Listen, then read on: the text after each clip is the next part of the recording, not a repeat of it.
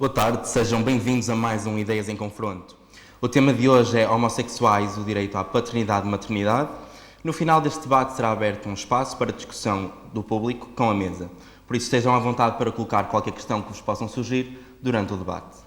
A nossa mesa de convidados é constituída pelo Dr. Telmo Fernandes, membro da Associação ILGA de Portugal, Intervenção Lésbica, Gay, Bissexual e Transgênero, pela doutora Rita Lobo Xavier, docente da Universidade Católica, jurista e especialista em Direito da Família, pela doutora Isabel Martins, psicóloga clínica no Centro Hospitalar de Vila Nova de Gaia, Espinho e na UFP, especialista no apoio às técnicas de procriação medicamente assistida, e pelo professor Dr. Luís Santos, docente da Universidade Fernando Pessoa e especialista no apoio social às famílias.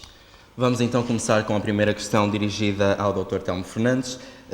Telmo, a comunidade homossexual está satisfeita com o que se perspectiva da nova lei da adoção?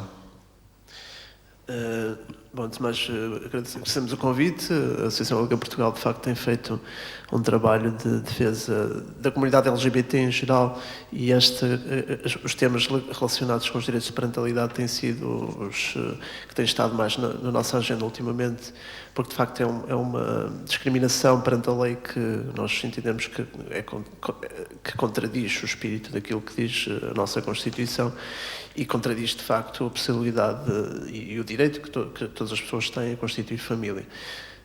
Também viola, no nosso entender, obrigações e, digamos, direitos que o Estado português já reconheceu às pessoas em convenções internacionais nesse sentido e, como tal, entendemos que a adoção é, de facto, uma das formas de parentalidade em casais de pessoas do mesmo sexo em que isso parece vir a estar resolvido. Portanto, em termos de igualdade perante a lei, só nos falta, de facto, ficar resolvida a questão da procriação, das técnicas de procriação medicamente assistida.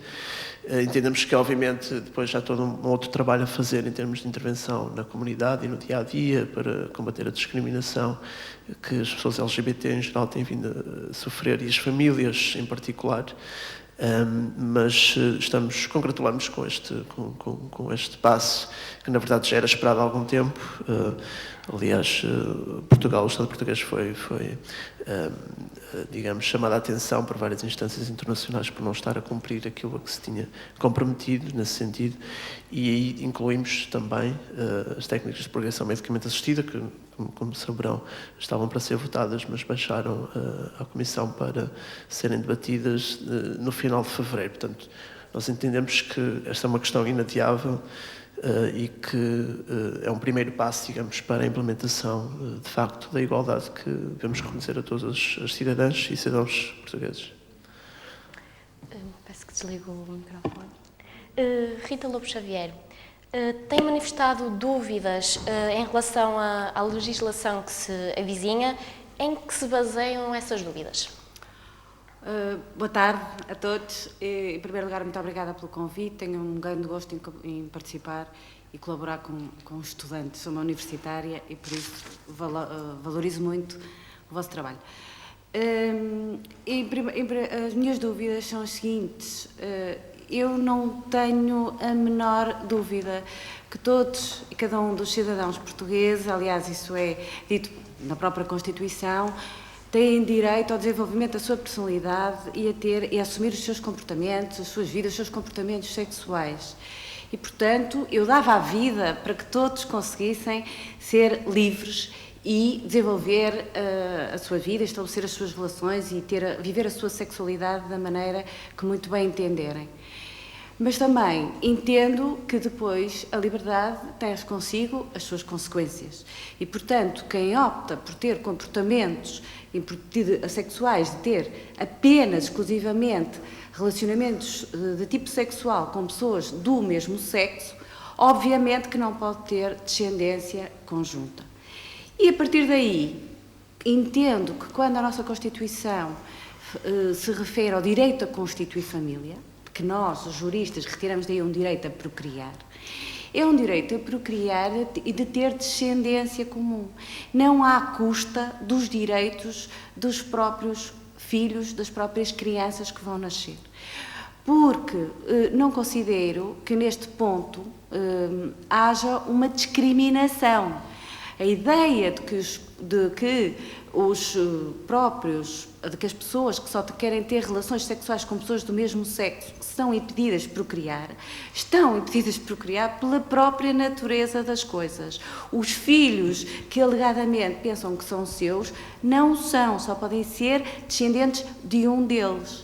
Ora bem, é por isso, em relação à adoção, é evidente que para conseguirmos realizar este desejo de duas pessoas do mesmo sexo terem filhos, que nunca serão filhos comuns, sempre filhos, obviamente, então na adoção não são mesmo, tem que ser à custa do próprio direito da criança a ter um pai ou uma mãe.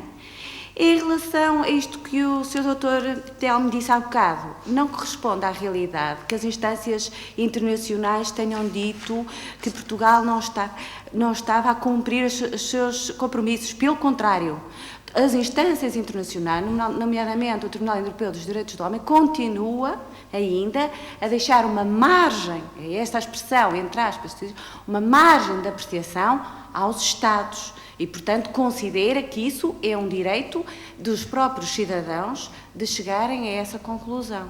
Portanto, as minhas dúvidas é, sobretudo, de que isto não é uma questão de igualdade, é uma questão de igualitarismo, não é uma igualdade, não há aqui uma discriminação. Tá. Agora, Luís Santos, como estudioso da família, qual será o impacto nas crianças a adoção por um casal homossexual? Bom, em primeiro lugar, muito boa tarde. Gostaria também de agradecer o convite que me foi dirigido, é com muito gosto que aqui estou e que saúdo esta iniciativa e a coragem também de, digamos, de proporem este tema, este debate aqui na Universidade de Fernando Pessoa, alargando também a discussão a outras pessoas e a outras áreas do saber.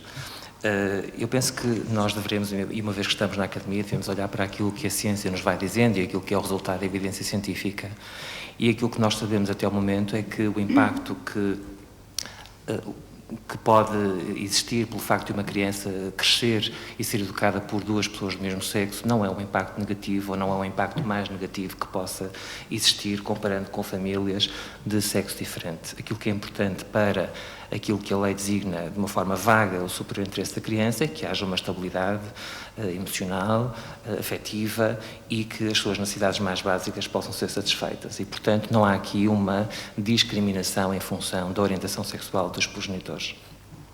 Parece-me também, pegando um bocadinho naquilo que a professora Rita Lobo Xavier disse, que importa esclarecer, do meu ponto de vista, e se eu entendi bem, é importante esclarecer que comportamentos sexuais e identidades sexuais não são exatamente a mesma coisa. E, portanto, importa também, do meu ponto de vista, clarificar que as pessoas homossexuais têm uma vida para além do sexo e, portanto, e que não se limitam a ter relações sexuais com pessoas do mesmo sexo e nem isso significa, do ponto de vista identitário, que estejamos a falar aqui de uma opção.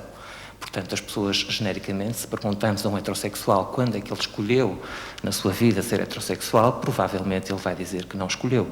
E, portanto, assumir que uma pessoa homossexual escolheu ser homossexual e escolheu ter comportamentos homossexuais, do meu ponto de vista, parece-me que é algo redutor. Muito obrigada. Peço que desligue o microfone, por favor. Isabel Martins, da sua experiência como psicóloga clínica, partilha da mesma opinião do Dr. Luís Santos? Muito boa tarde. Não podia também, como os meus colegas de mesa, deixar de agradecer o convite e também parabenizar pelo desafio que é realmente trazer este tema e também a esta casa, que é um pouco minha, embora, como disseram e muito bem, a minha atividade desenvolve-se essencialmente como psicóloga clínica num centro hospitalar, onde trabalho há cerca de 17 anos com casais inférteis. Portanto, estas questões são questões que me são caras.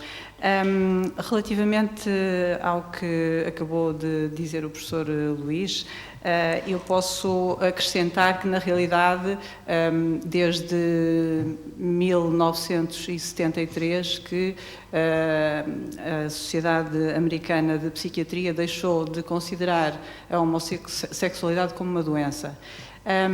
Isto quer dizer alguma coisa, ou seja, não foi assim há tanto tempo e, na realidade, eu penso que ainda é algo que está enraizado na mente de algumas pessoas. Mas sabemos também que não se trata realmente de uma escolha, de uma opção.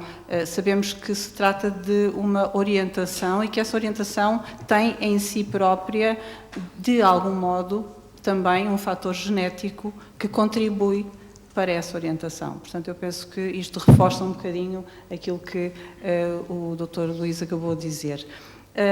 Queria ainda também, se me permitem, fazer um comentário relativamente àquilo que a professora Rita disse, no que se refere ao direito aos filhos comuns, porque aquilo que nós assistimos, nomeadamente na consulta de infertilidade, muitas vezes não é bem isto, ou seja, nós assistimos a casais que recorrem à doação de gametas. Portanto, estamos a falar de um projeto de parentalidade que já não corresponde, de facto, aos padrões que habitualmente ou que nos habituamos realmente a conhecer. Ou seja, a noção de parentalidade e a noção de família está, de facto, a ser diferente, a ter padrões diferentes e, na realidade, quando nós temos um casal, por exemplo, que tem como opção recorrer a um dador de esperma, nós estamos a falar, de facto, de um casal que já não tem, pelo menos num dos elementos, os seus gametas, não é? Portanto, estamos a falar de famílias já que são constituídas de forma diferente, não é? Muito bem. Telmo, quer comentar as afirmações da doutora Rita? Tem que ligar o microfone. Comentaria ou continuaria, digamos, o raciocínio que todas as pessoas que interviram estão a fazer no sentido de, bom, em primeiro lugar, relembrar ou reforçar, reiterar esta ideia de facto, ou relembrar, no fundo, que a reprodução humana já não está necessariamente ligada a questões de biologia. Portanto, existem várias formas de parentalidade, isso ficou muito patente na discussão recente, portanto, antes da aprovação, da discussão e aprovação da igualdade no acesso à adoção plena, quando se estava a debater o direito à coadoção, portanto, situações que se referiam a situações de famílias que já existiam, não é? De famílias com 2 pais ou 2 mães, em que apenas uma das pessoas era reconhecida perante a lei e em que se pretendia alargar esse direito à outra figura parental, é a prova de facto que existem muitos projetos de parentalidade, existem muitas formas de lá chegar. Não podemos dizer, isto é de uma violência atroz perante as crianças que vivem nessas famílias, que existem famílias de primeira e de segunda, e era isso que a lei estava a dizer e que está ainda a dizer a muitas mulheres neste momento, mas também é uma demonstração de que contra todas, digamos, ao arrepio do abrigo legal, da proteção legal que possa existir, os projetos de parentalidade, quando as pessoas querem que aconteça, vão avante, não é? E muitas vezes vão avante com riscos para a saúde. Isto para trazer para aqui também o tema da saúde, que tem sido, para o qual tem sido remetido o debate sobre a procriação medicamente assistida, por exemplo. De facto é uma questão de saúde, porque nós queremos evitar e queremos que as mulheres que recorrem à inseminação artificial o façam em clínicas devidamente autorizadas e em condições de segurança para que tudo corra bem no futuro. Mas o que está a acontecer neste momento é que as mulheres estão a emigrar, ou estão a ir à Espanha ou outros países onde essas técnicas são acessíveis, para mulheres solteiras ou para casais lésbicas. É preciso relembrar que também esta lei também está a penalizar as mulheres solteiras independentemente da sua orientação sexual. Portanto, o que nós queremos de facto, tal como já se pretendia perante a discussão na questão da lei da coadoção, é reconhecer o direito a famílias que já existirem serem, de facto, estarem em igualdade perante todos os outros cidadãos e cidadãs, e que outros projetos de parentalidade que venham a existir tenham também a mesma igualdade de oportunidades. Portanto, para ser breve, tá? Eu tenho que ser breve. E, no nosso entender, as pessoas já esperaram demasiado tempo, sem dúvida. Digamos, este protelar, não é? É sentido de forma muito diária e cotidiana por esta mensagem que o Estado, em primeiro lugar, está a transmitir, de que, sobretudo às mulheres, que elas não têm, digamos, autonomia, não têm o direito à autodeterminação daquilo que queiram fazer com o seu corpo e com os seus projetos de parentalidade, que é algo que, se olharmos aqui por exemplo, de Espanha, mais uma vez, já existe desde 1988, 89, portanto quase 30 anos de diferença que neste momento não se justificam de todo. Rita, quer comentar alguma destas afirmações? Ainda sobre a adoção, Sim. porque pedia-lhe que comentasse sobre a adoção, que relativamente às técnicas voltaremos daqui um bocadinho. Sim. Eu ia comentar então o que foi dito. Eu insistia em que estas questões têm que ser vistas não na perspectiva dos direitos dos adultos, sobretudo nos direitos das crianças envolvidas.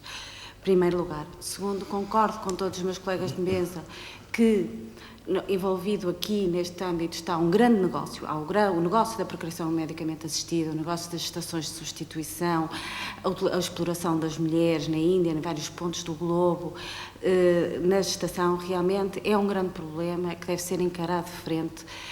Quanto à questão do meu colega professor Luís Santos, eu considero que os seres humanos são homens e mulheres, que o facto de ter uma orientação homossexual não atribui uma identidade. Eu rejeito a expressão pessoa homossexual. Pessoa humana é a pessoa mulher e a pessoa homem.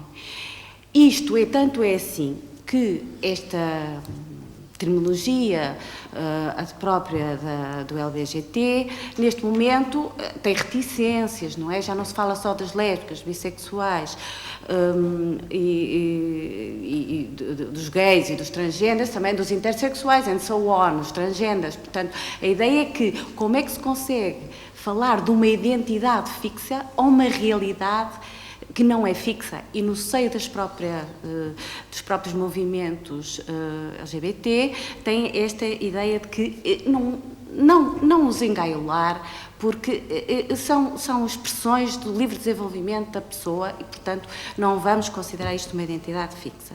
Quanto à questão das evidências científicas há para um lado e há para o outro.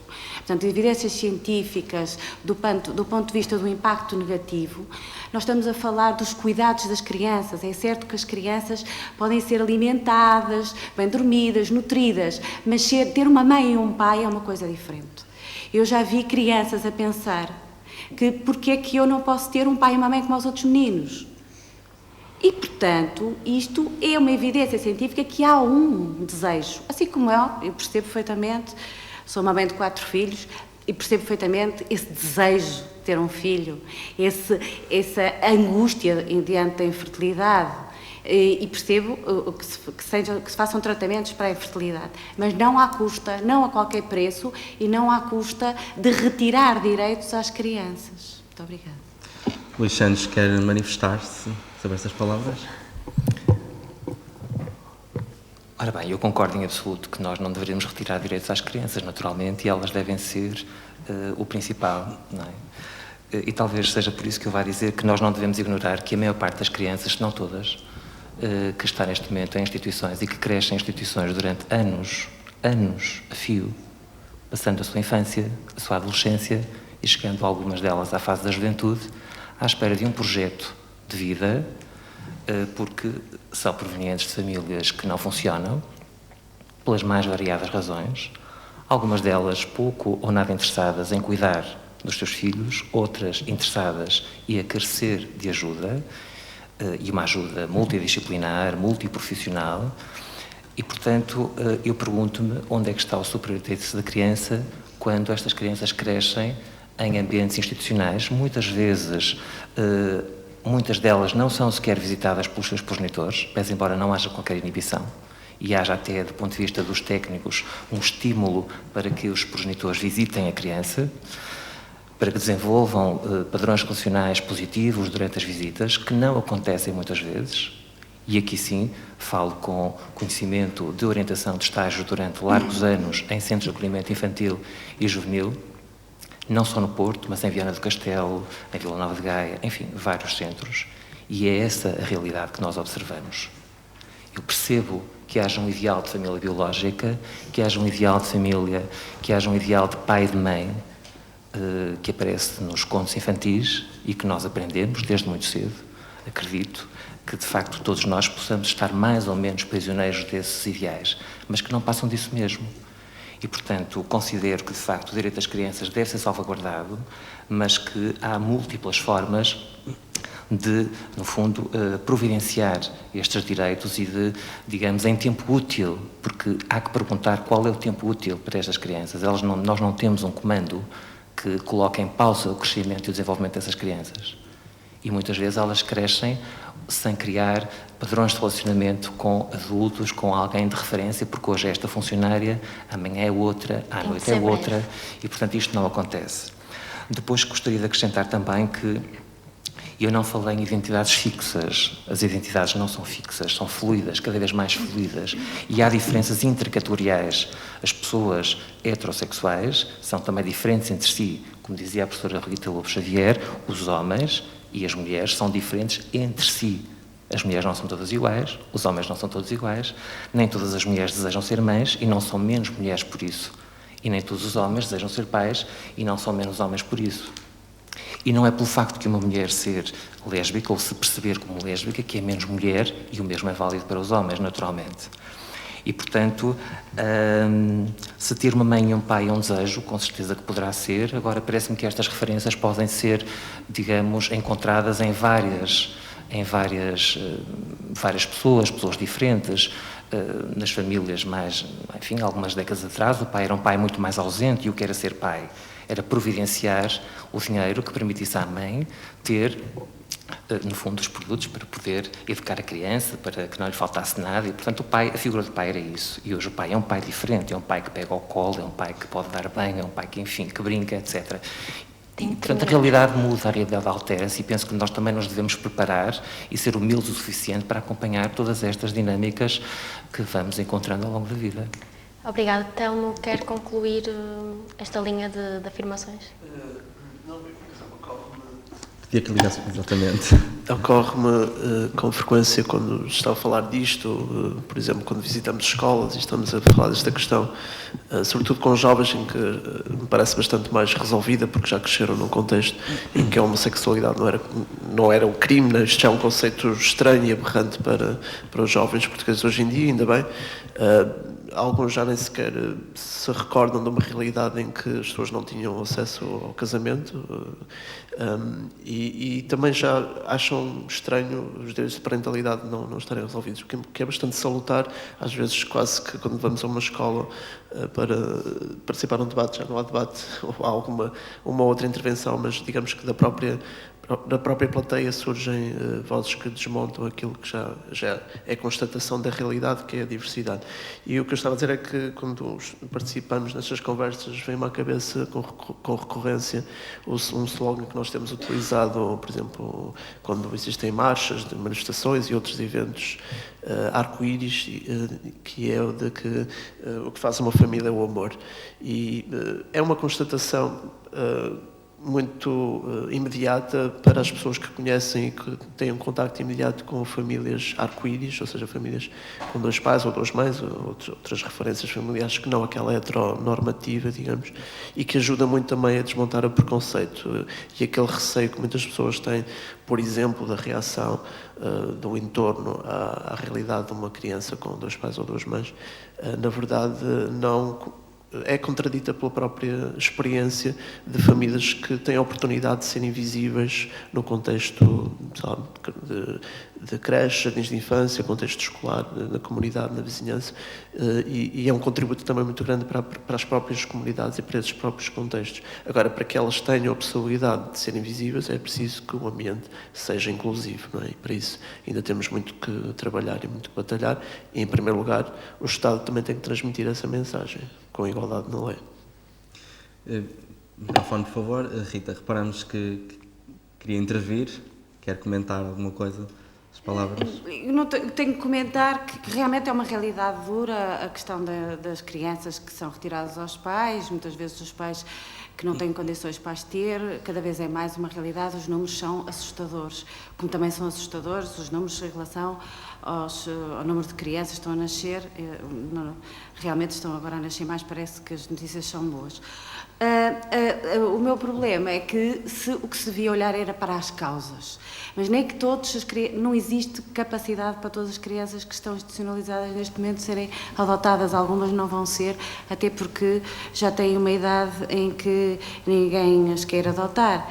Portanto, eu considero que sim, que é um grande problema, mas eu achava que era bom que todos atuássemos sobre as causas.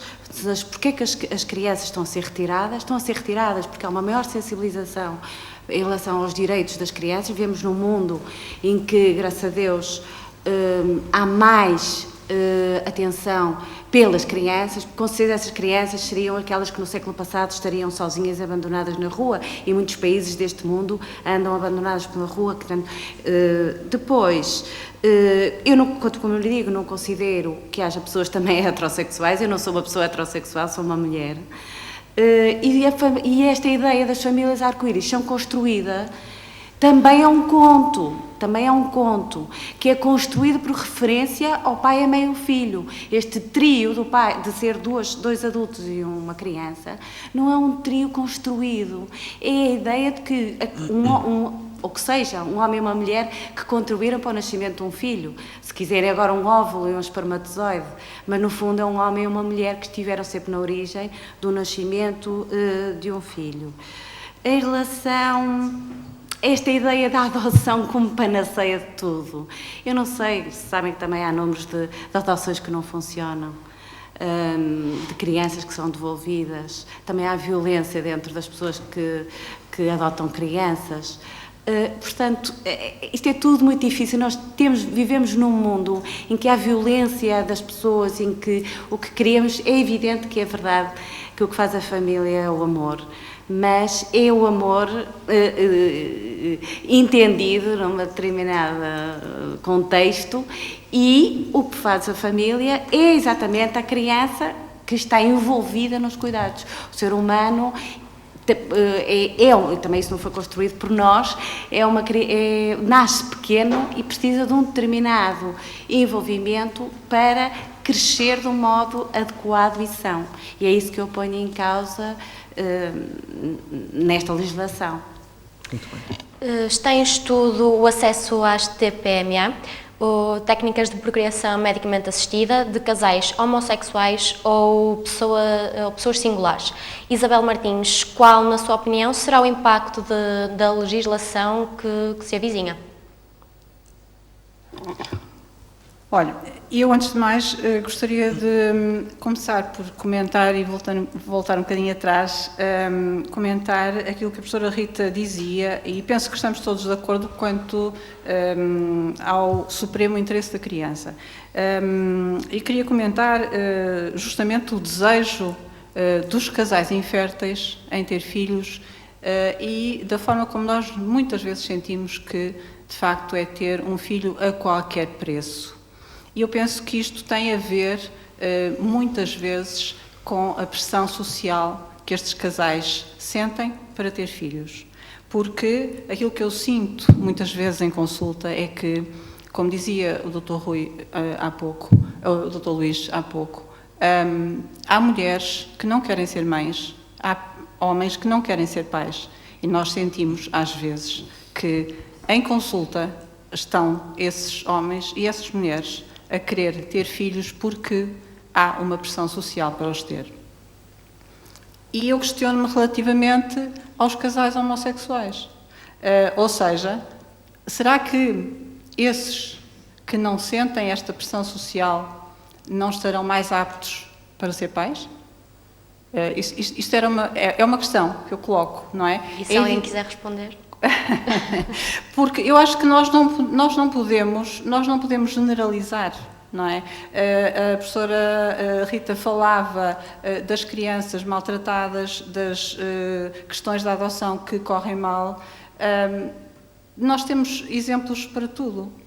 Temos exemplos de crianças maltratadas, obviamente, em famílias biológicas, temos crianças maltratadas em casais homossexuais, temos crianças maltratadas...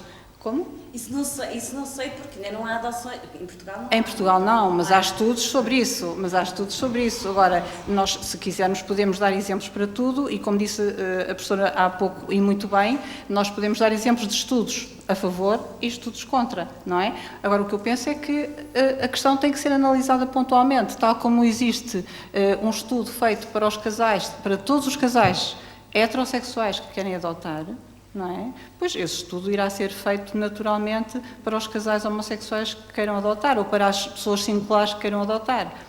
Relativamente às técnicas de procriação medicamente assistida, eu penso que é o futuro, quer dizer, nós não podemos, a ciência realmente avança e nós, mal ou bem, temos que a acompanhar. E penso que o futuro é esse, porque as novas formas de parentalidade estão aí. Nós não podemos fugir a isso. Agora, o que eu penso, e aí a doutora Rita terá mais, certamente do que eu estará mais apta a falar sobre isso, o que eu penso é que a legislação vai ter que mudar, não é? E, eventualmente, a própria definição. Há bocadinho falava-se da questão da doença, não é? As técnicas de procriação medicamente assistidas estão a ser utilizadas em casais que, pressupostamente, têm uma doença, que é a infertilidade. Desde logo, começa aí, se calhar, a ter que haver alguma alteração na definição, não é? Portanto, agora, se essa definição, se essa nomenclatura deixar de existir, se a Organização Mundial de Saúde deixar de considerar a infertilidade como uma doença, por exemplo, se isso for algo que passa a ser alterado, se calhar então nós estamos já na posse ou na possibilidade de poder encarar o facto dos casais homossexuais poderem aceder às técnicas, por exemplo, não é? Telmo, queria comentar alguma afirmação? Não, é só... O microfone, por favor. Ou a questão que a doutora Isabel lançou. Bom, para quem não sabe, portanto, antes de 2006, as técnicas de procriação medicamente assistida em Portugal não estavam regulamentadas, portanto ficava um pouco, ao arbítrio, à interpretação de quais seriam as situações em que de facto elas podiam ser aplicadas e quais as pessoas que teriam direito. A limitação surgiu a partir de 2006, com a restrição, digamos, do acesso às técnicas de PMA a mulheres, uma expressão que nós temos utilizado, devidamente tuteladas por homens, ou seja, mulheres em relações formalizadas através do casamento, a união de facto com homens, em que havia a questão da infertilidade estava presente. O que já mencionámos isso no início, no nosso entender, constitui uma discriminação grave em todas as mulheres que não se encontram não estão neste enquadramento, digamos, e que deveriam ter acesso a isso, conforme tem sido assinalado por diversas instâncias, nomeadamente o Comissário pelos Direitos Humanos do Conselho da Europa. Portanto, e agora num relatório do Comitê sobre a Eliminação de todas as formas de discriminação contra as mulheres das Nações Unidas, veio assinalar isso também nos comentários e recomendações feitos relativamente a Portugal. Nós sabemos que é uma questão de tempo, sabemos que é algo que pode contribuir, porque a partir daí estamos a nível de discriminação perante a lei em função da orientação sexual estaremos num patamar de igualdade finalmente e poderemos concentrar ainda mais num trabalho que é de todas e de todos de desconstrução e combate à discriminação depois em todos os patamares, no acesso a bens e serviços, nomeadamente na formação de profissionais que contactam com estas pessoas, com as pessoas LGBT, para que de facto a lei seja cumprida. Depois há um trabalho enorme a fazer e que nós enquanto ILGA, Portugal, temos tentado contribuir no fundo para o cumprimento daquilo que está no Plano Nacional para a Igualdade também. Portanto, existem um conjunto de medidas nesse Plano para a Igualdade que até aqui abrangia apenas a questão mais de igualdade de oportunidades entre homens e mulheres, mas cujo eixo agora foi alargado para combater a discriminação em função da orientação sexual e identidade de género. Só um apontamento em relação, digamos, penso eu, o propósito do debate, falar das causas da institucionalização e o facto de nós termos, de facto, também tantas crianças a necessitar de famílias, mas assinalar que uma das medidas que a Comissão para a Cidadania e a Igualdade de Género promoveu no âmbito deste Plano Nacional para a Igualdade foi uma campanha que se chama Não Desfeches a Porta, que pretende precisamente sensibilizar sobre e combater o fenómeno da violência doméstica contra jovens LGBT. Portanto, nós temos neste momento situações sem resolução à vista, sem enquadramento, digamos, institucional, e muitos técnicos e técnicas estão sem, digamos, instrumentos e ferramentas para conseguir lidar, que é o facto de muitas crianças, muitos jovens LGBT, digamos, serem expulsos de casa e romperem, digamos, as famílias, o entorno familiar romper com, digamos, o seu dever de cuidar, a sua responsabilidade, simplesmente por causa da orientação sexual e identidade de género. Portanto, se há aqui questões fraturantes, de facto, elas são e sempre foram o preconceito, a homofobia, a transfobia e o não reconhecimento da igualdade. O Telmo levantou algumas questões sobre o que se passava antes de 2006. Uma pergunta rápida à doutora Isabel.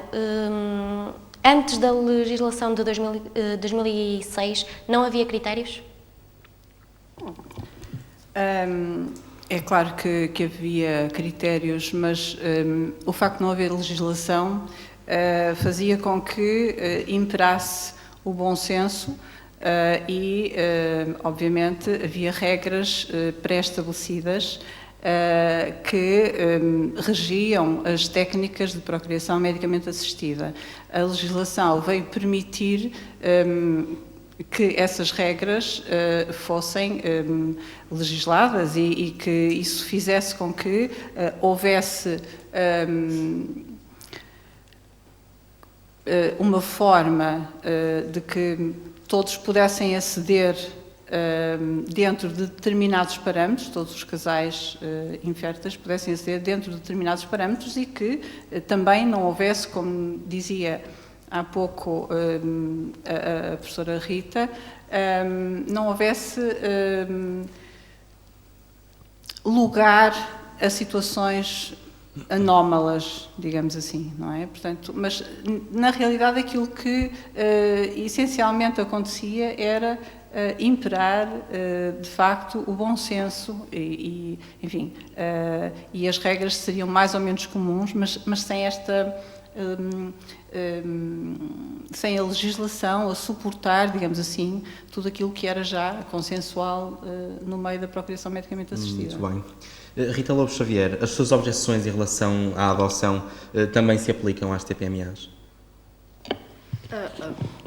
Eu primeiro queria dizer que é verdade isto, portanto, a minha especialidade é o direito e, portanto, é certo que embora a lei tenha aparecido em 2006, no fundo, recolheu toda uma experiência que vinha desde 1986, que foi a altura do primeiro bebé que nasceu em Portugal, pelas técnicas. Agora, os médicos autorregulavam-se de acordo com as regras da deontologia, portanto há uma ideia de que o facto de não haver uma lei que tenha emanado de uma Assembleia da República que é um vazio legal, não é? Portanto, nós, os juristas, têm princípios, temos a Constituição, até podíamos deduzir tudo do princípio da dignidade da pessoa humana que está consagrado constitucionalmente. E, portanto, havia esta autolimitação. Depois também queria comentar, em relação ao superior interesse da criança, é um conceito jurídico. Curiosamente, dois dos meus colegas da mesa falaram de um conceito jurídico e a jurista não falou dele, precisamente porque não é assim muito fácil falar deste conceito. O que é que quer significar o superior interesse da criança? É perante uma criança concreta, ou uma criança que há de vir a ser, o interesse dela é superior a todos os outros envolvidos.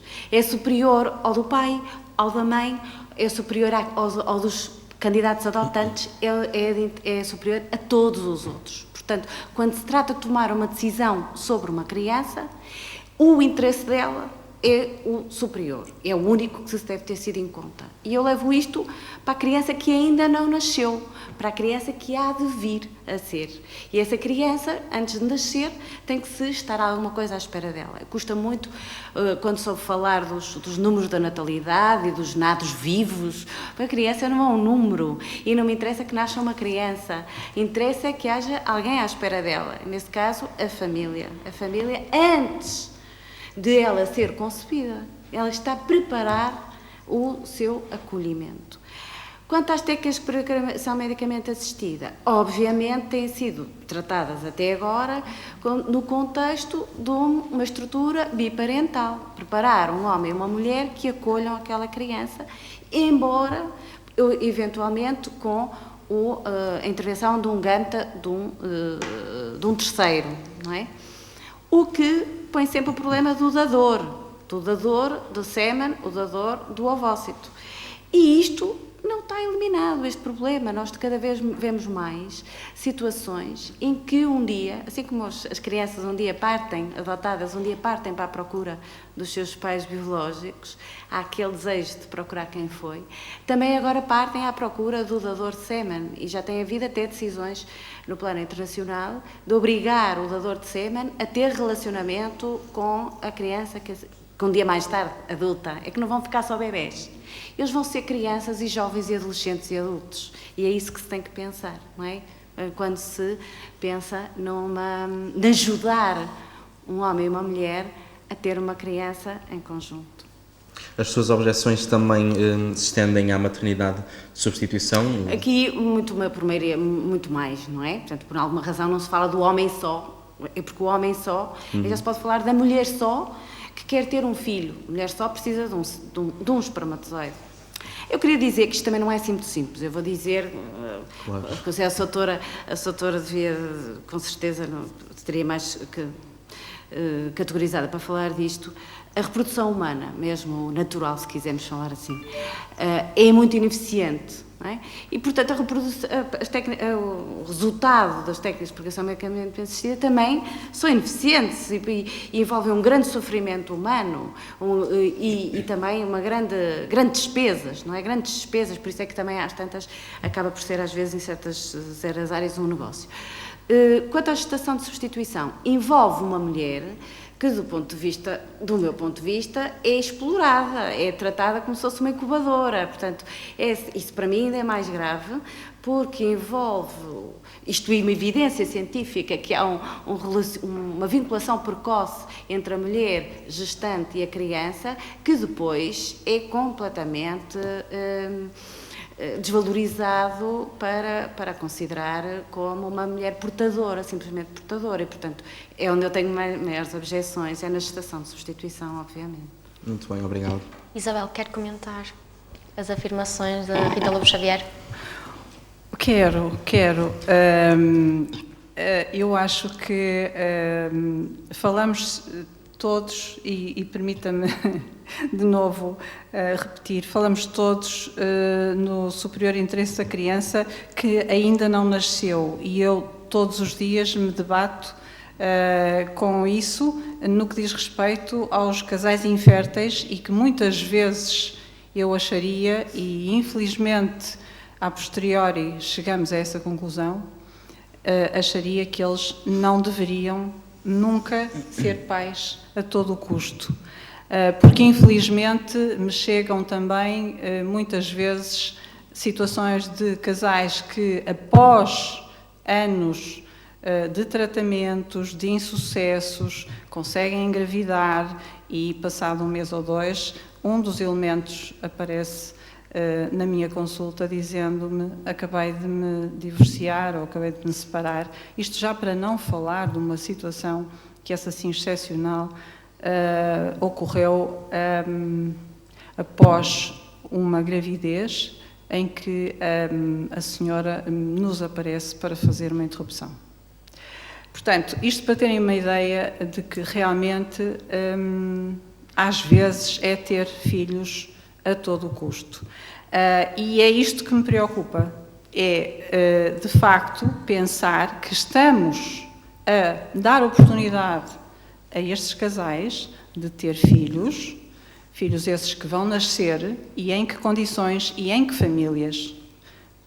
E, portanto, isto sim preocupa-me, Sra. Professora.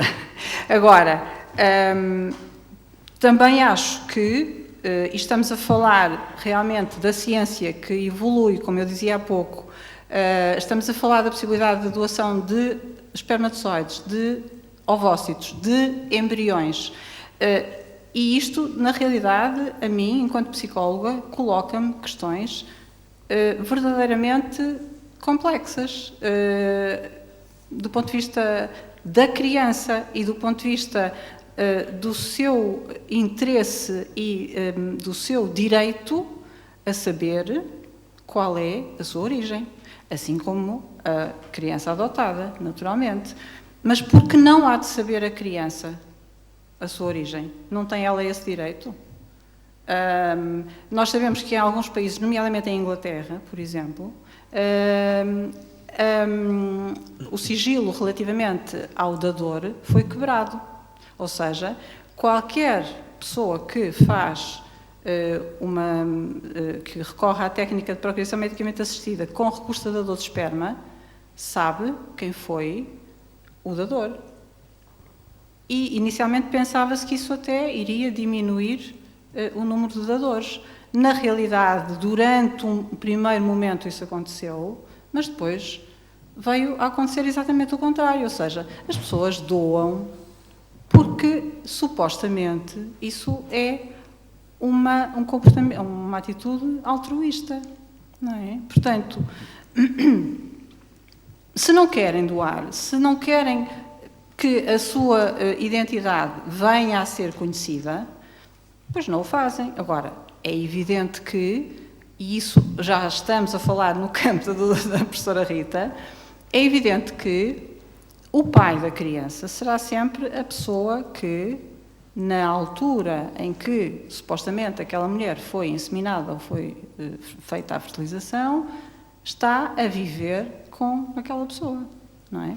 Juridicamente, e para todos os efeitos legais, o pai da criança é aquele. Mas, geneticamente, é outra pessoa e o nascituro tem todo o direito de saber como é que é, ou melhor, quem foi geneticamente a pessoa que doou o espermatozoide do qual ele foi gerado. Obrigado. Luís Santos, tem alguma palavra?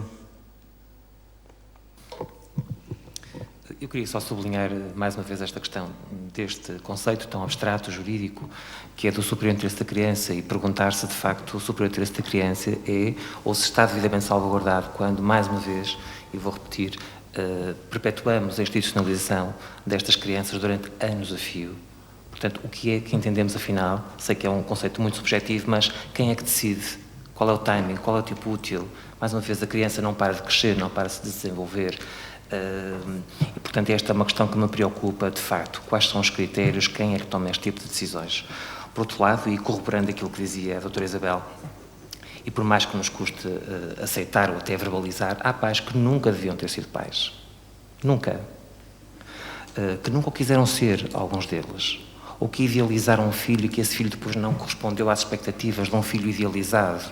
Não é? E, portanto, e que depois, obviamente, há imensas situações de maltrato, e maltrato verdadeiramente horroroso. Se nós formos ver aquilo que acontece nas perícias forenses, naquilo que acontece diariamente no Instituto de Medicina Legal, aqui tão perto, não é?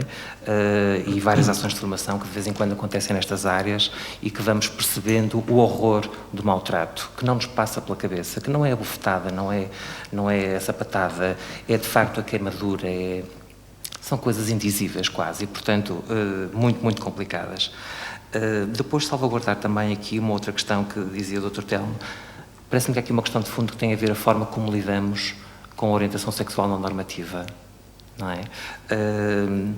Há um estudo que foi publicado precisamente pela ILO o ano passado, que é o Saúde em Igualdade, e a relação que as pessoas LGBT mantêm com os serviços de saúde. E há, de facto, um número bastante expressivo de homens e mulheres que não conseguiram sequer partilhar com o seu médico de família essa orientação sexual. E, portanto, penso que ficamos esclarecidos sobre o o trabalho que temos pela frente a fazer nesta matéria. Portanto, há aqui questões de fundo que me parece que têm que ser bastante mais trabalhadas e pensar que, apesar de estarmos no século XXI, a questão da homossexualidade é uma questão aceite, ou de orientações sexuais normativas, de facto não é. A homossexualidade, se pensarmos à escala global, continua a ser punível com pena de prisão ou até de morte em alguns países e, portanto, temos um caminho longo pela frente no sentido de criarmos uma sociedade mais justa, mais equilibrada e que dignifique mais aquilo que são os direitos de homens e de mulheres. Era isso. Vamos passar agora para o Telmo. Quero-lhe perguntar, Telmo, se os homossexuais homens não ficarão discriminados no acesso à paternidade relativamente às mulheres? Eu não sei se percebi a questão em relação a técnicas de procriação medicamente assistida, nomeadamente. Bom, nós neste momento, as propostas de lei estão quase todas, com uma exceção, a referir-se a direitos de mulheres, portanto, a direitos de mulheres solteiras ou casais de mulheres em relações formalizadas através de casamento ou união de facto, a ter acesso à procriação medicamente assistida. Achamos que o facto de, neste momento, até com digamos, um cenário legislativo, um enquadramento legislativo que nos parece favorável à questão, pelos indícios e as pistas que já foram tendo sido dadas e pelas próprias propostas de lei que estavam na mesa, que era uma questão que estava pronta para ser já aprovada e talvez seja um pouco revelador da vontade política que neste momento a Assembleia da República tem para conferir e eliminar de facto, de forma concreta, a discriminação das mulheres perante a lei. Portanto, é uma questão que ultrapassa a homofobia e que toca também o machismo e o sexismo que nós ainda temos presentes em vários aspectos da lei portuguesa, e este é um que toca em particular as pessoas, as mulheres lésbicas e bissexuais e transgênero, mas que, digamos, é revelador, no nosso entender, de uma discriminação de fundo mais profunda que as mulheres ainda continuam a sofrer na sociedade portuguesa e que nós gostávamos muito de ver ultrapassada. Uma das propostas de lei referia-se também à possibilidade da gestação de substituição. Não sabemos se de facto é uma das questões que vai ser incluída, provavelmente vai ser debatida na Comissão e depois na especialidade, não sabemos, mas o que parece, que eu gostava de salientar é que isto é um movimento também recorrente, não é? O debate sobre os direitos das pessoas LGBTI tem vindo a mudar ao longo dos tempos de forma positiva, portanto o foco da discussão passou desde o reconhecimento, a descriminalização, em primeiro lugar, para o reconhecimento das relações, para a atribuição de direitos, de igualdade no trabalho, no acesso a bens e serviços, na proteção da discriminação, portanto, na definição, nós não temos aquilo que chamam crimes de ódio, mas existem agravantes se houver uma prova de facto que um crime, uma agressão teve uma motivação homofóbica, transfóbica, tal como acontece com o racismo, por exemplo. E, portanto, nós temos um bom enquadramento legal em termos de proteção das pessoas LGBTI, que ainda não está resolvida no caso do acesso às questões da parentalidade, mas que, quando estiver resolvida, vai ser acessível a todas as pessoas. Portanto, o debate vai mudando, mas as questões e as reticências que se vão colocando parecem repetir um velho padrão, que é o de que os problemas colocam-se, por exemplo, em relação às possibilidades de constituir família, apenas quando se quer alargar esses direitos. Portanto, e o que me parece é que, às vezes, no discurso contra a igualdade, existem reticências tout court, portanto, em geral, acerca da adoção como instituição, uma possibilidade de adotar crianças institucionalizadas, independentemente da orientação sexual das pessoas que adotam, e também da possibilidade de haver reprodução biologicamente assistida, digamos assim. Todas essas formas de parentalidade parecem ser de repente desvalorizadas e a mensagem de fundo parece ser, afinal, só existe um tipo de família válida, que é aquela em que um homem e uma mulher têm relações sexuais e a criança nasce nesse contexto, e faz-se, obviamente, um pano opaco perante aquilo que depois acontece na realidade e que foi muito bem descrita, por exemplo, pelo Dr. Luís Santos. Portanto, é isso que nós gostávamos de salientar e também sublinhar que não existe melhor forma, de facto, de evitar problemas a nível, já referimos a nível da saúde, mas também a nível da proliferação, por exemplo, de formas de exploração de mulheres ou outras formas de mercantilização do acesso à parentalidade. A melhor forma de ultrapassar isso é, de facto, regular e conferir os direitos e fornecer o acompanhamento que as pessoas têm direito. Isabel, quer fazer alguma observação? Eu gostaria de dizer, relativamente àquilo que o Dr. Luís Santos há pouco se referia, no caso das longas institucionalizações das crianças, eu gostaria de dizer que a adoção é um tema recorrente nas consultas com os casais inférteis, até porque nós temos taxas de sucesso de 35% a 40%. Portanto, estamos a falar de um número que é consideravelmente bom, tendo em conta que a maioria dos casais que nos chega não consegue, ainda não conseguiu conceber, não é? Mas não há dúvida nenhuma que a maioria vai acabar por não conseguir ter um filho biológico. E, portanto, a adoção é um tema que é sempre trazido para a consulta. E aquilo que eu, da minha experiência, posso dizer-vos é que a maioria dos casais, de uma maneira geral, logo à partida, não quer adotar. E não quer adotar porquê? Porque se adotar, quer uma criança pequena, quer uma criança até aos 6 anos, até aos 6 meses, até a 1 ano de idade. Obviamente que esta criança não é a criança que está na instituição, não é? E por isso é que nós temos esta lista de que o Dr. Luís fala, e por isso é que nós temos muitas crianças e muitos adolescentes e jovens adultos que às vezes ainda continuam nas instituições e que por aí continuam sem família. Portanto, nós estamos a falar de uma criança idealizada. Criança é essa que não existe, não é?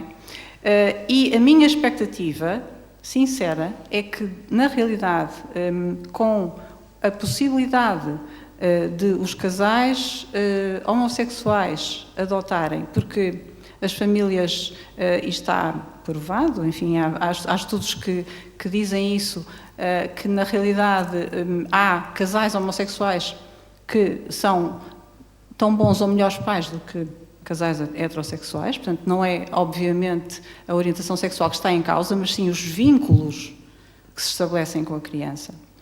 E se calhar esses casais homossexuais querem ser pais de uma criança e não da criança idealizada. E se calhar não se importam, aliás também penso que há estudos sobre isso, não se importam de ir buscar uma criança mais velha à instituição.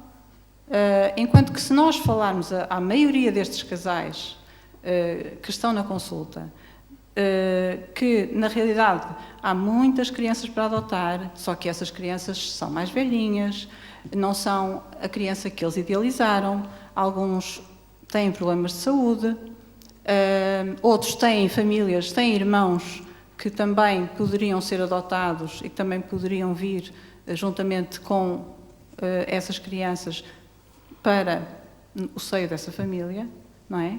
Mas se vocês falarem desta realidade à maioria dos casais, eles não a aceitam.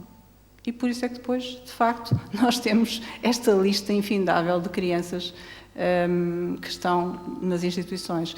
E a questão é, será que de facto é preferível elas continuarem institucionalizadas ou terem uma família, seja ela qual for, mais ou menos tradicional, mas uma família onde estão os tais vínculos, não é? Exatamente. Afetivos, onde está o carinho, as regras, etc. Não é? Muito bem. Obrigado. Rita Lobo Xavier, quer concluir alguma afirmação? Sim, quer dizer, podemos estar aqui todos a dizer há idealismo em todo lado, há idealização das crianças em todo lado, é evidente que há pessoas que nunca deviam ser pais, mas vivemos num país livre, né? Ainda bem que não nos pedem não nos fazem um exame antes um exame de competências, porque ser pai ou ser mãe é uma coisa que se vai fazendo, vai-se aprendendo, ninguém sabe isso, o que é que vai ser, o que é que vai acontecer no final. Este discurso igualitarista, quer dizer, tem os seus limites. É um discurso igualitarista quando estamos no âmbito das relações entre os adultos. Agora, quando passamos no direito de constituir relações de filiação, relações de paternidade e relações de maternidade, isso esbarra com os limites do direito do terceiro, que é está-se a dispor dos direitos de uma terceira pessoa, que é a criança, que não vai ser sempre criança, que vai ser um jovem, que vai ser um adulto. E, portanto, todas essas limitações, eu não sou contra todas as discriminações, mas aqui acho que não está em causa uma discriminação.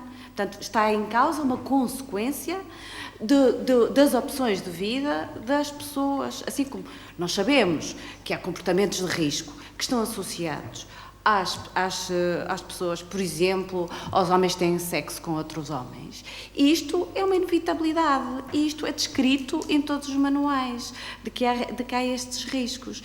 E, portanto, é uma consequência da ideia de que se os homens só querem ter sexo com outros homens, é evidente que dessa relação sexual não vai nascer crianças. Só vai dizer crianças que são filhos de outrem. E, por isso são filhos de outrem, tem que se ter em conta os direitos desta criança. Pronto. E esta normatividade não foi inventada pelo legislador. Portanto, esta é uma ideia de que também há idealização das pessoas que estão em cada momento no Parlamento a fazer leis. Não. Portanto, a normatividade vem do próprio ser humano, mulher e do homem, e da reprodução humana, que não foi inventada pelo Parlamento. Já se reproduziam os seres humanos há tempos imemoriais, antes do ser humano. Portanto, tudo isto é aqui um grande discurso que tem as suas dificuldades de validade retórica. Então. Bom, acho que não vale a pena ir para a ligação recorrente, que eu achava que já estava bastante desmontada entre doenças e infecções sexualmente transmissíveis e grupos de risco. Penso que o trabalho que organizações como a Abraço e outras têm feito no combate e prevenção e informação tem sido bastante claro, e as pessoas estão bastante informadas e sabem que o que existem são práticas de risco e não identidades ou grupos de risco. Portanto, não vamos voltar a esse registro estigmatizante e perigoso, porque expõe muitas pessoas a um risco real. Mas é verdade, não é verdade que as pessoas não têm que ser escrutinadas e provar que podem ser boas mães ou bons pais. No caso das famílias em que existem duas mães ou dois pais, esse escrutínio é permanente, há uma avaliação permanente. Portanto, há um olhar social que é completamente diferente e que só é justificado pelo preconceito e por um olhar diferente. Portanto, as famílias arco-íris estão permanentemente a ser avaliadas, têm que justificar aquilo que estão a fazer e sentem essa pressão também. Portanto, essa é uma das especificidades. Para além dessa, não existem outras. As famílias têm um cotidiano igual a todas as outras famílias, cumprem os seus direitos ou deveres de forma muito plural, como todas as famílias em que existem outros formatos. Mas existe essa especificidade do escrutínio social e também das competências que as pessoas vão desenvolvendo para ultrapassar esse escrutínio e o estigma, através de muita paciência, muita resiliência, ao qual tem-se sobreposto, de facto, o desejo de cuidar e o desejo de ser pai ou de ser mãe. E ressalvar também, mais uma vez, que não é verdade que esta seja a natureza das coisas. A lei não é a natureza das coisas. A natureza das coisas não é natural, é política. Portanto, e aquilo que nós queremos neste momento é que a igualdade seja cumprida de facto e de uma forma rápida, de uma forma imediata. Nós sabemos que a história tem provado que é esse caminho que felizmente temos vindo a seguir, e gostava que as pessoas sentissem que quando de facto as coisas estiverem no plano de igualdade, que estiveram do lado certo da história, não é? Como estiveram as pessoas que sempre defenderam os direitos das minorias, numéricas ou simbólicas ou sociais, que sentiram que de facto contribuíram para uma vida melhor para todas as pessoas. Muito bem. Luís Santos, numa intervenção muito breve, por favor. Muito breve mesmo, nem sequer estava prevista, mas gostava só de pedir uma ajuda, se possível, à professora Rita Lobo Xavier. Eu estava a evitar falar, obviamente, em casos concretos, e não vou fazê-lo de todo, mas estava a recordar de todos os casos que acompanhei nesta casa, em orientações de estágio, em supervisões, etc., em centros de acolhimento infantil e juvenil, e veio-me inevitavelmente à memória uma situação de uma jovem com 19 anos, que foi retirada aos pais poucos dias depois de nascer. e que foi crescendo de instituição em instituição. E que uma das perguntas que ela colocava era porque é que eu nunca tive direito a uma família? E eu gostava de perguntar o que é que se responde a esta jovem que nunca teve um projeto de adoção, que houve sempre da parte do tribunal pedidos de novos estudos à família, novos apoios à família, e entretanto ela fez 19 anos. E que já não era para estar, mas que não tinha para onde ir. E eu pergunto, o que é que se responde a esta jovem? Rita, Lobo Xavier quer responder? Esta pergunta eu não tenho que responder, obviamente, Sim. não é? Pronto. Como lhe digo, é uma coisa muito triste que haja crianças que não tenham uma família. E, portanto, deve ser dada essa hipótese. Se não for dada essa hipótese, eu acho que é preferível que essas pessoas que, se não têm uma família, cresceram a saber isso, não se lhes pode responder aos 19 anos, é evidente, tem que ser um acompanhamento desde o início e, portanto, eu não posso responder isto. Há milhares de pessoas que me dizem porque é que eu não sou loira e porque é que não sou mais alta. É exatamente a mesma coisa. Nós não vamos conseguir mudar o mundo através de uma lei, nem é o facto da lei ir mudar. Aliás, concordo muito com o que disse aqui o Sr. Dr. Telmo, isto é uma luta política. É uma luta, neste momento, simplesmente política. E, portanto, eu queria chamar a atenção para saber se estamos ao serviço das crianças, que isso é o que interessa. A política, para mim, era trabalhar as pessoas para elas perceberem o que é ter um filho, para perceber o que é dedicar-se a um filho e perceber o que é acompanhar um filho para sempre. Pronto, não sei porque diz-me que pois, também, eu quero dizer, deve ser possível conhecê-las todas, não é, se me diz, e depois queria dizer que não há escrutínio nenhum, e obviamente eu sou contra o escrutínio, quer dizer, quando eu tenho um filho, ninguém vai lá à casa ver se eu o tratei bem, não vai, nem vai ver, há uma adoção. As pessoas têm um período de pré... Pois, mas quer dizer... É evidente que se há uma queixa. Agora, dizerem que as famílias arco-íris são escrutinadas, são todas escrutinadas como as outras. Ninguém vai lá em minha casa ver. É evidente que se eu tiver de tratar mal o meu filho, todos nós temos a obrigação de denunciar quando temos conhecimento de maus tratos. Mas a pessoa que adota depois não tem assistente social sistematicamente lá em casa, depois da adoção nunca mais lá vai. Portanto, não há escrutínio absolutamente nenhum. Pronto. Quanto aos comportamentos de risco, obviamente foi o que eu falei. Isto não é um estigma. Estão descritos os comportamentos de risco que existem entre o sexo praticado de homens com homens. Isto não é estigma nenhum. É evidente que estas coisas estão descritas. Porquê? Porque o facto de haver um relacionamento sexual deste tipo provoca, não estou a falar só de doenças sexualmente transmissíveis. E, portanto, isto é uma evidência. Isto é um exemplo de uma analogia, que as pessoas têm que ser consequentes com as suas opções. Optam por ter comportamentos diferentes, porque são diferentes, e, portanto, depois, o que é comportamentos diferentes não podem ser tratados como iguais. E, portanto, há aqui uma certa manipulação dos pressupostos que realmente eu não posso aceitar como jurista, não posso aceitar, e em nome das crianças também não os posso aceitar. Telmo e a Rita Lobo Xavier afirmaram que esta questão era uma luta política. Porque é que uma criança tem que estar sujeita a esta luta política e o caminho não é muito mais fácil? Alguém quer responder? O sentido da minha formação é no sentido de dizer que a realidade é ultrapassada, quer dizer, a realidade ultrapassa aquilo que é a legislação.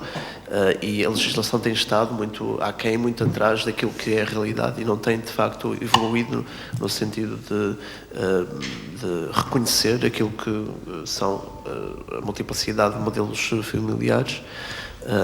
E, de facto, eu acho que as crianças, de facto, não podem esperar mais. As crianças... se vocês pensarem e tiverem contacto, mais uma vez, a melhor forma de desconstruir o preconceito é contactar diretamente com as pessoas e com as famílias. Mas colocar-se... Conheçam as crianças, perguntem às crianças, perguntem o que é que significa para elas ouvirem, porque estas mensagens são muito claras, mesmo quando não é com jargão jurídico e político. Elas percebem que estão a falar das famílias delas, não é? E percebem que há problemas, não é? Percebem que aquela família onde elas estão não está a ser reconhecida, não é?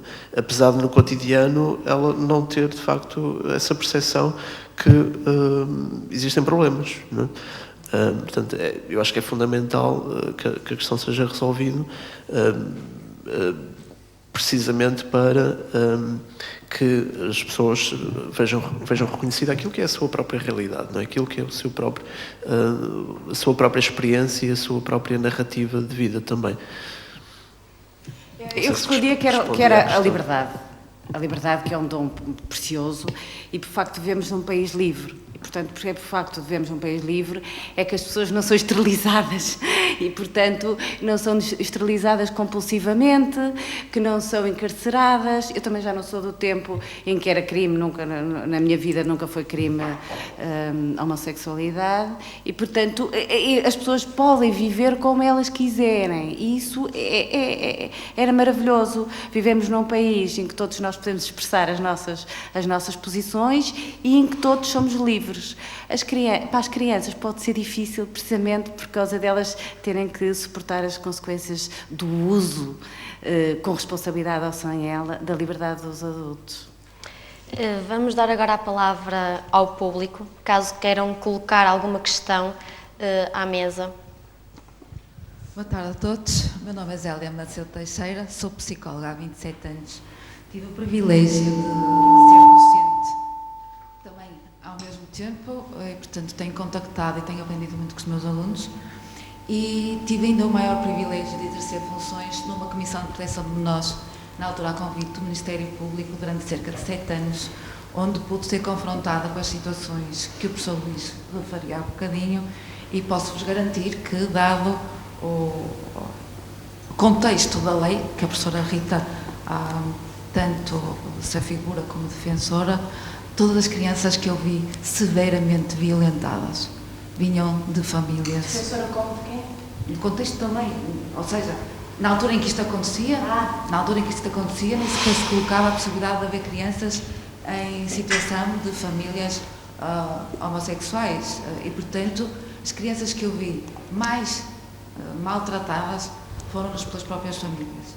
E gostava de lembrar que todas as crianças que estão na adoção foram frutos de famílias, de pares, de casais, de 2 seres heterossexuais que se juntaram.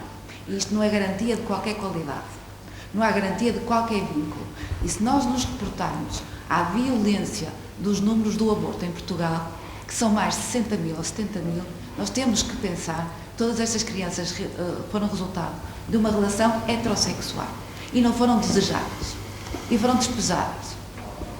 Só isto faz-nos lembrar que qualquer tentativa de dar uma família a crianças que nasceram, seja por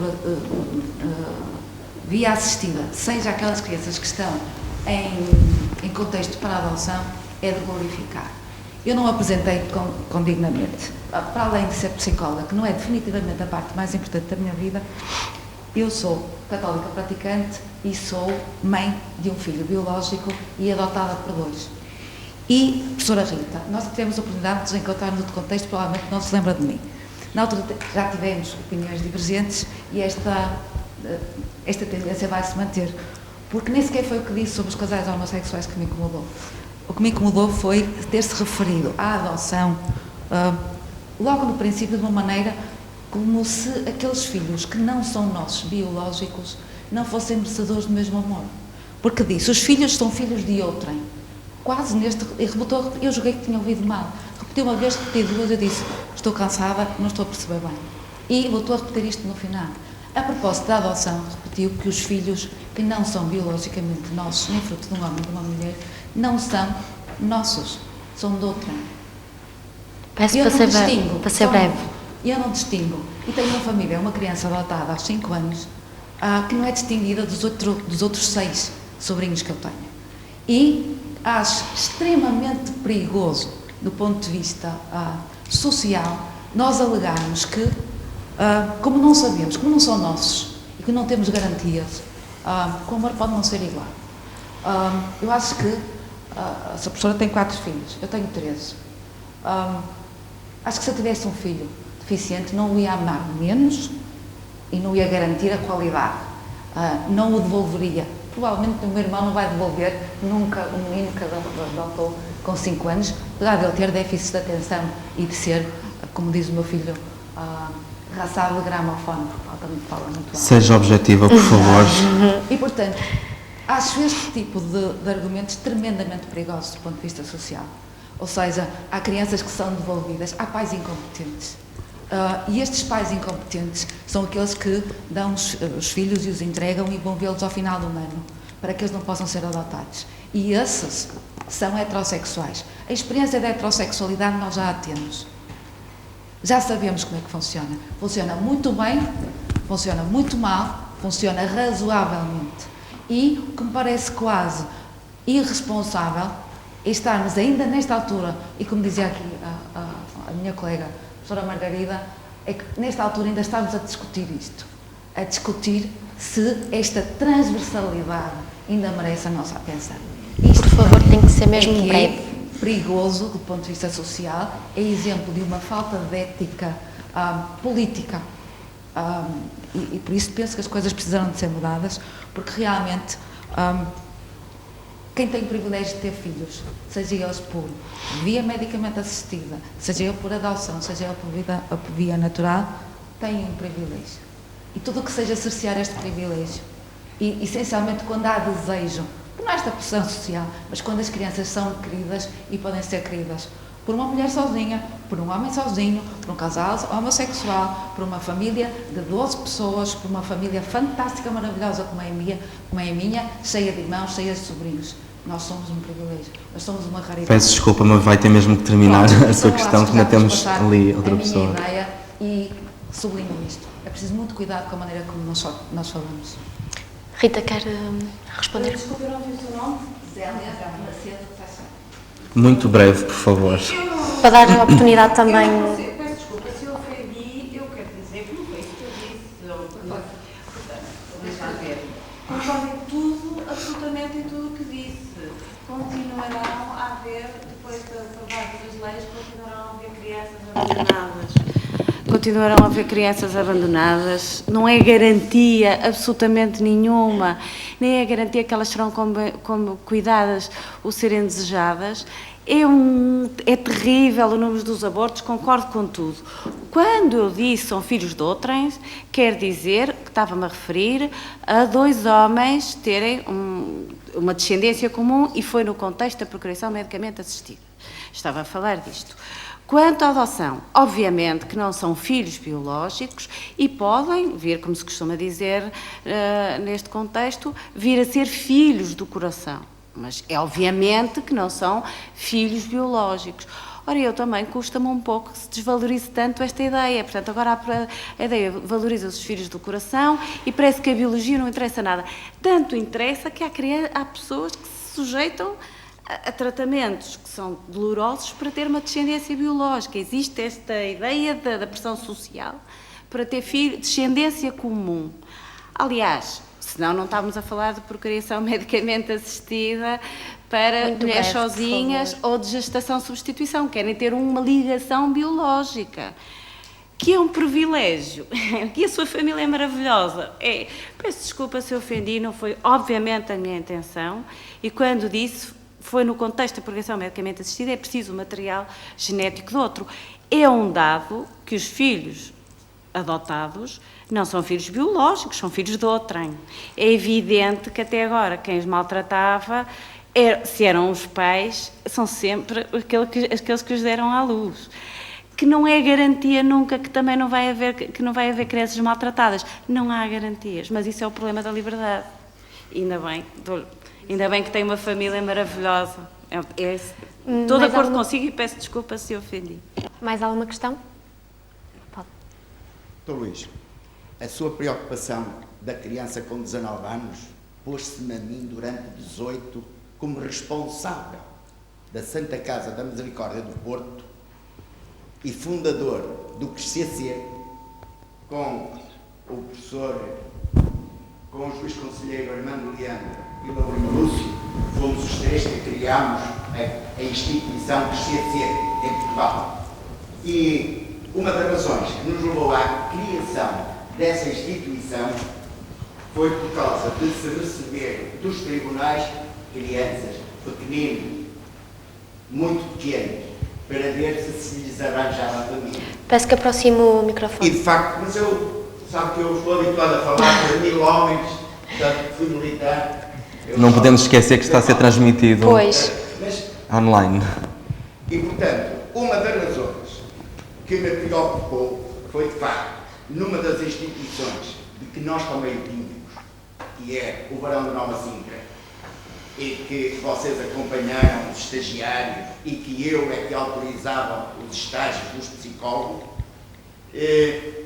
isso de facto preocupa muito, mas sabe o que é que me preocupa mais? E eu digo isso ao Armando Leandro e ao Laurinho Lúcio, muitas vezes que nos encontramos dezenas de vezes por ano. Vejam lá se os juízes têm juízo.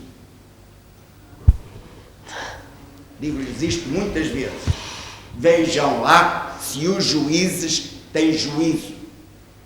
Porque para mim, uma grande culpa dessa criança que chegou aos 19 anos, sozinha, sem família, foi o tribunal. E só. São os juristas que muitas vezes não têm competência para avaliar corretamente as crianças e as famílias. Portanto, Sr. Doutor, está preocupado, eu também. Mas, senhora professora, como jurista, é preciso formar, às vezes, os juristas, que depois chegam aos tribunais, chegam a juízes, e no meu tempo, sou filho de jurista, dizia-se que só ia para juiz quando não servia para advogado. No meu tempo, sabe que já também eu costumo dizer, ainda não passei, mas já estou reformado há muitos anos. E sou do tempo, de facto, que só ia para juiz quem tinha medo da vara. Era assim que se dizia, não era, doutora Rita? Tem mesmo que acabar. Ora, portanto, nós temos que nos preocupar, doutor Luís, é que os juristas tenham competências para arranjarem famílias para as crianças. Não é o psicólogo, não é a assistente social, não tem nada a ver. São os tribunais. O grande cancro nacional são os tribunais para estas crianças. Muito obrigada, tem mesmo que acabar. Tive conhecimento durante 18 anos à frente de instituições de crianças. Obrigado. Peço para ser muito breve, se alguém quiser responder. Muito breve, não é bem uma resposta, não podia estar mais de acordo com aquilo que diz, e a experiência mesmo de acompanhamento também, quer no serviço de adoções aqui no Porto, quer também nos vários centros, quer também alguns trabalhos de investigação feitos com alguns mestrados sobre esta matéria e sobre inclusivamente aquilo que é afinal o superior interesse da criança, na perspectiva de mestrados e de outros técnicos. Nós encontramos alguns mestrados que disseram, que verbalizaram de uma forma muito explícita: eu sou contra a adoção. E felizmente o juiz com quem trabalho também é, e portanto estamos de acordo.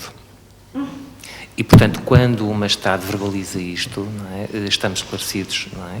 E eu percebo a dificuldade de, e permitam-me a singeleza da expressão, de alguém se atravessar e dizer: esta criança vai para a adoção.